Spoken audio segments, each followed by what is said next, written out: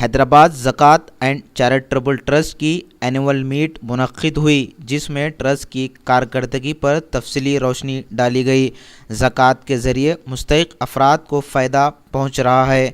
इस मौके पर हैदराबाद ज़कात एंड चैरिटेबल ट्रस्ट के ज़िम्मेदारों, तामीर मिल्लत के सदर अब्दुर्रहीम कुरैशी के अलावा और भी दीगर लोग मौजूद थे। हर दुआ के साथ एक ऐसी बात रखी जो इंसान करे और तमाम लोगों का देखे कि पैगम्बरों ने तक दुआ नहीं, और आखिरी पैगम्बर हमारे प्यारे रसूल हज़रत मोहम्मद मुस्तफ़ा सल्लल्लाहु अलैहि वसल्लम की वो पसंदीदा दुआ, रब्बना आतिना फिद दुनिया हसनतन व फिल आखिरति हसनतन व क़िना अज़ाबन्नार। इस दुआ को ये इम्तियाज़ हासिल है दूसरे पैगम्बरों की दुआओं से है कि दूसरे पैगम्बरों ने